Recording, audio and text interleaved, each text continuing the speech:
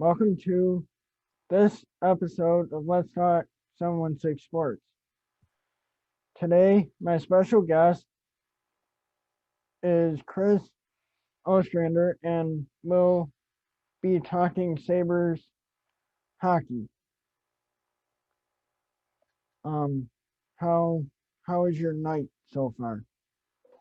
Not too bad. It's a night off from a Sabres game, so it's a little stress free, I guess you might say. But yeah, no complaints. How's it going? I'm glad that you invited me. Um, what do you think of the owner and GM?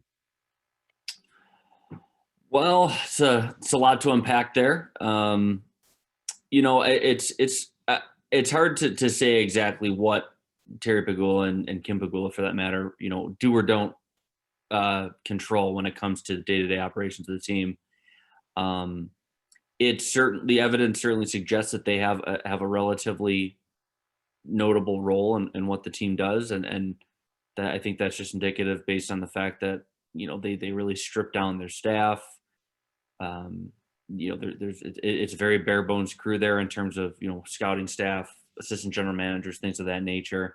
The reports that they effectively saying that they don't trust hockey people, going back to last summer when they hired Kevin Adams, and they really didn't trust the advice that they were getting. The fact that that was out there again leads me to believe that the Pagulas maybe wanted more of a say, or at least more information in terms of what's going on in the organization, and they didn't necessarily feel Jason Botterill was able to do that for them. So, with that in mind, it's not my cup of tea, at least from how the Sabres are doing. It doesn't strike me that it's the best allocation of resources and people's time. Um, how that directly affects Kevin Adams, I don't know. I don't know if I would necessarily speculate about that. What I will say about Kevin Adams is that he had a pretty good summer.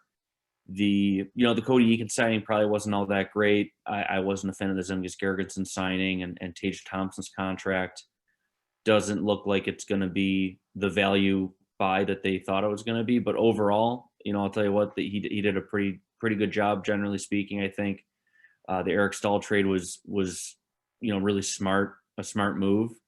And Taylor Hall, speaks for himself, even though his points aren't there. So, I have enough faith in the general manager at this point to see what else he has in store for the team.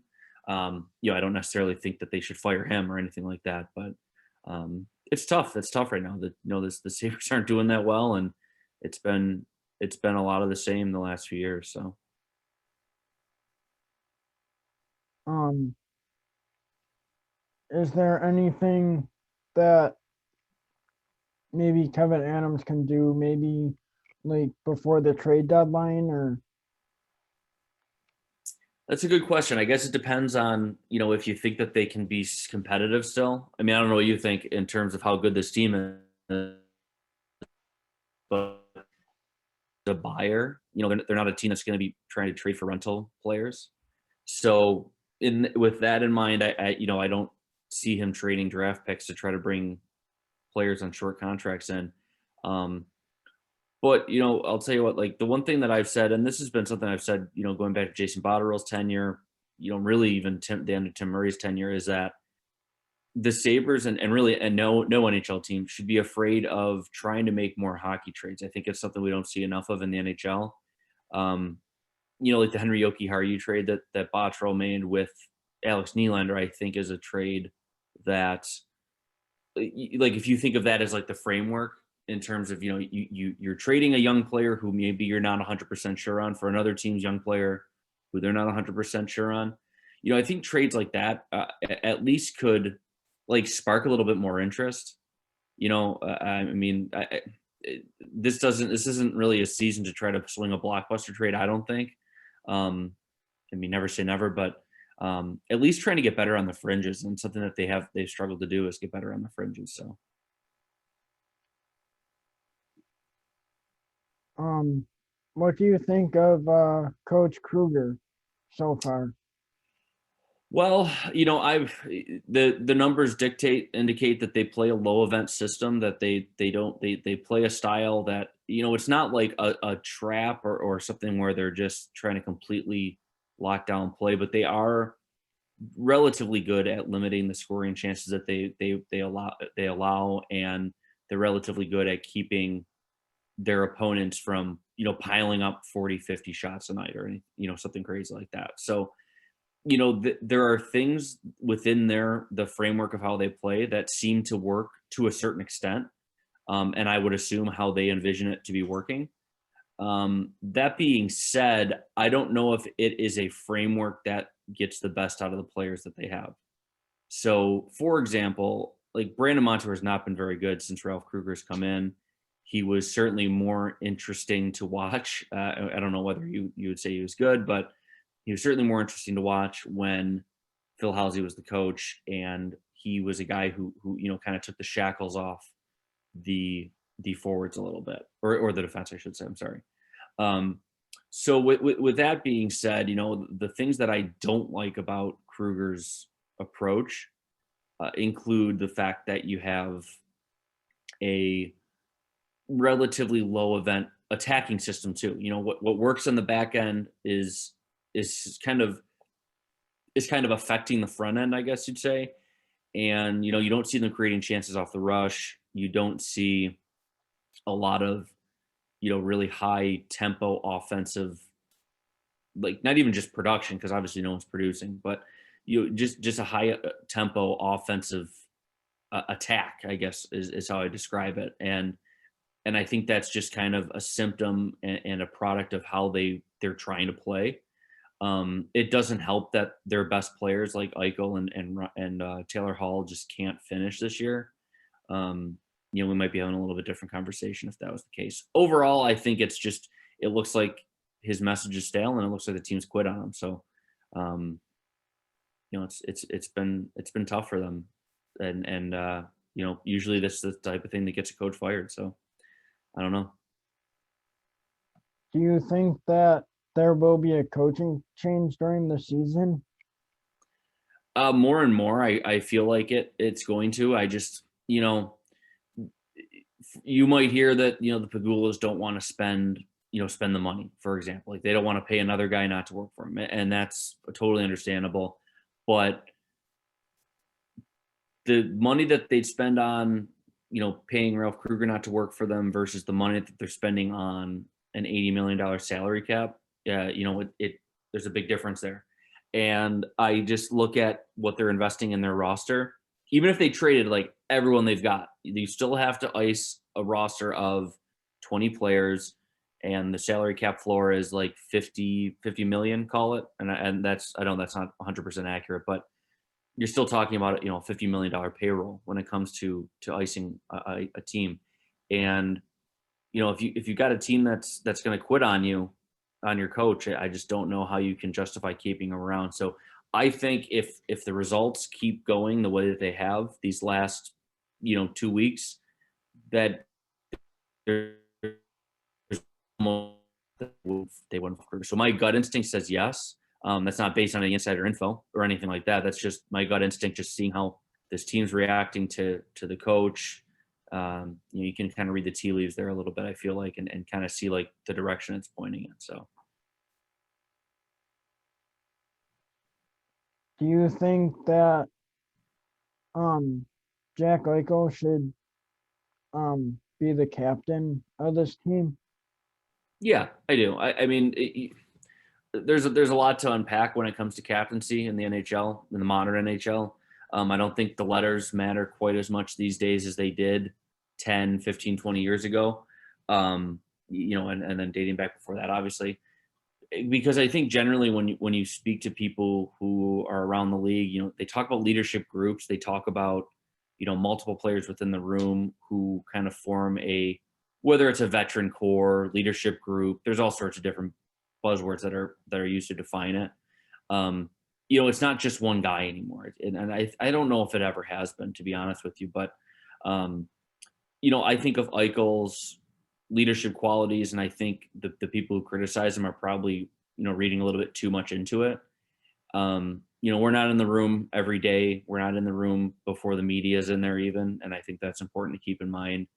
Um, you know, the, I don't want to get too far down the rabbit hole with you, to be honest. With like the O'Reilly rumors and things like that. I mean, almost all of those things have been squashed. And yeah, he's got bad body language sometimes, but I think in a lot of cases, if a player reacted the way he does, and they were playing for a winning team, it would just be like, oh, he's really passionate, and you'd maybe shrug it off and just kind of ignore it. And so I think the inverse of that is you have a losing team, and a guy gets pissed off when they lose games, and you read into it too much the other way, where you're thinking like, oh wow, he really has a problem here. So um, by all accounts, it doesn't sound like he is he's leadership deficient or anything like that. And you know, the thing I would point to, I guess, with you is that you had like when Dylan Cousins scored his first goal, he was like the first guy on the bench because he was on the ice at the time. So he was the first guy on the bench there to greet him and to celebrate with him. I remember there was a clip last year when Rasmus Dahlin was struggling, where Eichel was seen on the bench, like sitting right next to him, giving him a pep talk, talking him up, trying to give him confidence. So I think personally, when I see from what I'm able to see, what we're able to see publicly, is that he is a better leader than people want to believe. Um, and it's too bad because it shouldn't be a talking point, quite frankly. I think there's just so much more to look into with this team, other than if the captain looks mopey. I don't know what you think about this. Like, let me ask you this: like, you remember when Ryan O'Reilly got traded? Did you think when they were going to trade him that it was because he wasn't captain material, or he didn't deserve to wear a letter? I think it was more like when he went to the media um Right. Yeah. and said like that he lost his passion for the game and all that stuff. Right. Yeah, exactly. And I just like I think back, to those days when, like, I mean, I know Paul Hamilton was on the radio a whole lot, in intermission shows, talking, or post game, talking about how he felt, that O'Reilly wasn't a quality player that everyone thought he was. Like, that was a big thing for him to talk about. He talked about that a whole lot. And he wasn't alone. I'm not trying to call out Paul for his opinion on O'Reilly, but like, there was a lot of that going around. And lo and behold, a year later, the guy's winning the playoff MVP and hoisting Stanley Cup. So I think we should tread lightly when it comes to leadership accusations, just because, like I said before, like, there's so much there's more to a team's leadership than just the guy wearing the C, or even the guys wearing the C's and the A's. And then I would add, just there's so much more going on with any team when it comes to you know what they struggle with, what they succeed with. And for this Sabres team right now, I don't leadership, I don't think is a primary issue. Um, how do you think the Sabres will finish out in March? Just March. Yeah. Good question. These next three games, they're playing the Islanders, and the Islanders have had their number. They play Barry Trotz. You know exactly what you're going to get with Barry Trotz. They play a really tight defensive style. If they get the lead, they're very good playing within the structure that their coach wants them to play, and that's been true of Barry Trotz everywhere he's gone. He won a Stanley Cup in Washington doing it. He had a great tenure with the Predators doing that, and it's worked everywhere he's gone. You asked about Kruger. Like, Kruger saying that he knows his system works in the NHL. We haven't really seen that to be true yet, but Barry Trotz is a guy you can say that for. So anyway, I'm being long-winded, so I apologize. But these next three games against the Islanders, I have very, very little faith that they're going to come out of it with a better than 500 record. If they're 2-1 in these three games, I'd be really surprised. Pleasantly surprised, but surprised. And they've already had a rough go these last 10 games. I think they're 2-8 their last 10 or something like that. It's not been good. You add 3 more losses to the pile. The calls for Kruger's head are only going to increase. The questions about their leadership are only going to increase. The questions about their offensive skill players are only. It's a snowball right now, and I can't imagine March ends all that well for them. Even though we're in the first 3 days of the month, um, it's I'm worried that it could get really ugly here the next 3 weeks. Do you think that um the Sabres have a good chance like against like Pittsburgh or Boston? Yeah, I'm not overly impressed with the Penguins this year. They've had some goaltending issues. Their blue line's been banged up, and even when they're healthy, they had some questionable talent back there.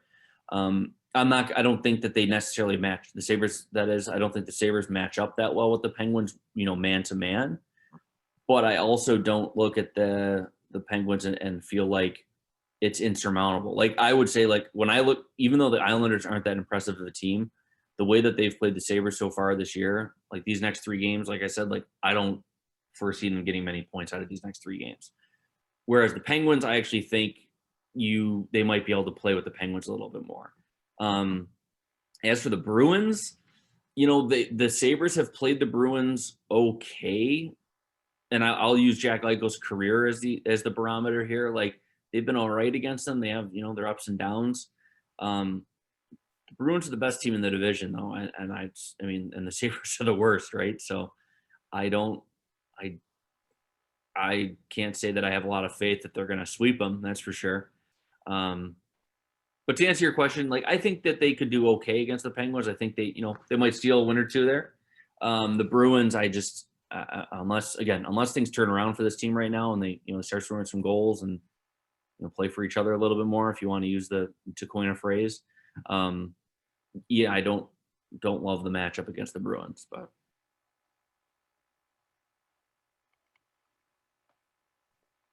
What do you think of Kyle Oposo?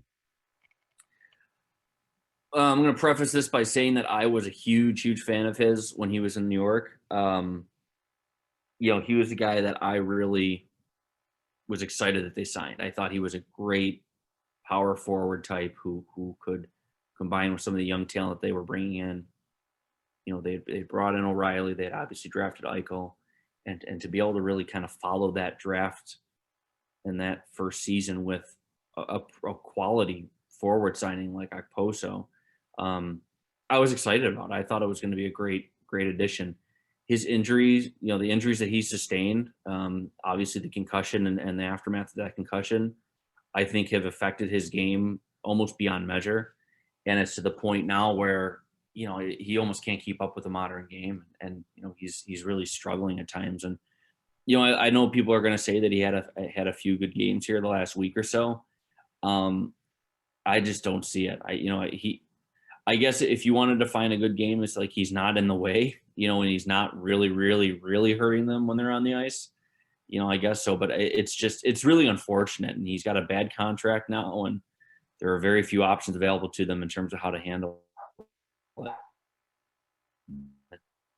I said it's not even like it's a player who I was never all that keen on or a fan of, like I really liked him. And it sucks that he's suffered the hardships that he has in terms of his game. And now, he's hurting the team. That's the bottom line. He's hurting the team, I think.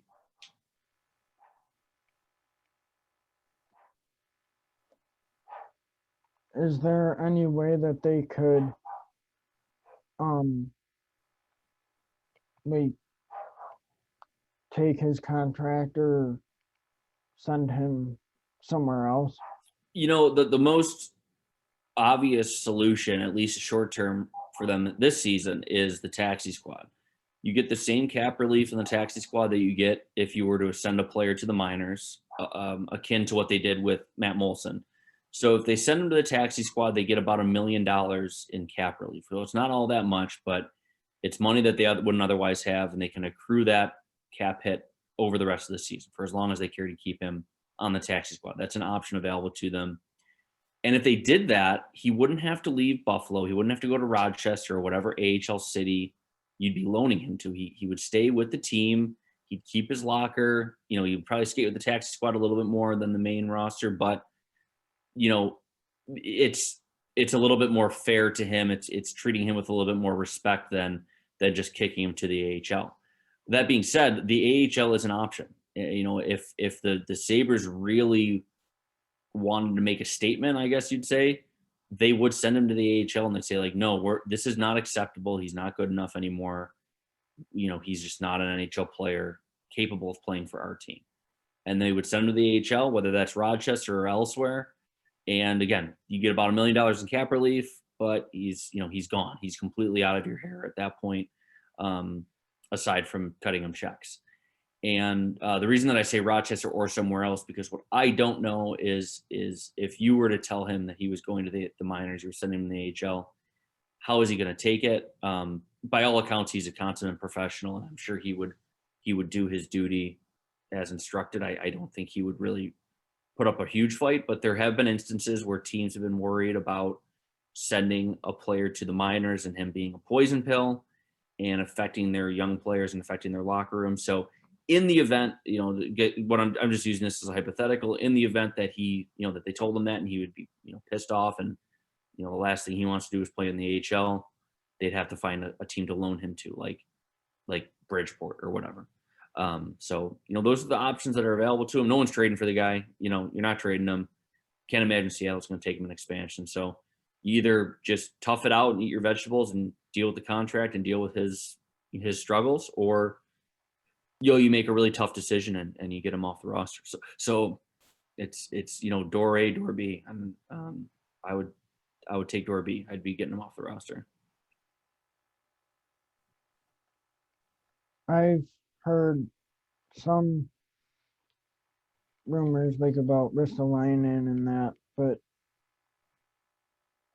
do you think those are true? What kind of rumors about Ristolainen? What do you mean? Like when like they would trade him or something, like get him. Well, I mean, it's been a couple of seasons in a row where he's made pretty direct comments that he either expects to be traded or even would welcome a trade. So some conversation has had to have been had, whether it's with him directly, with his representatives. I don't know. You mentioned, what Ryan O'Reilly said. Is it even possible that he was even kind of taking a page out of O'Reilly's book where, he saw that O'Reilly was honest with the media and, he aired his opinion on, the situation after that season, and he was traded shortly thereafter. Is Ristolainen looking at that and saying like, well, if I voiced my opinion strongly enough, would I also be traded? Now, I think that sounds like Ristolainen's kind of, being a spoil sport and trying to get out of here as quick as he can. And I don't think that's fair to accuse a player of doing that. But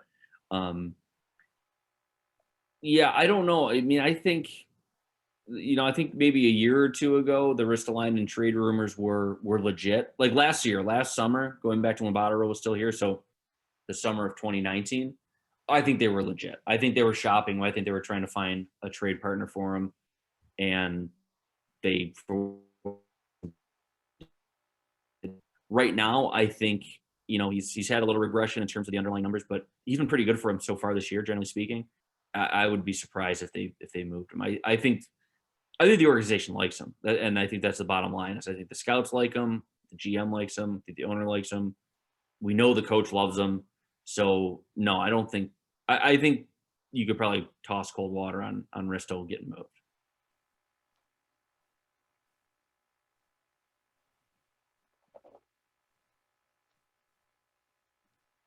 Do you have any questions for me before we end the show?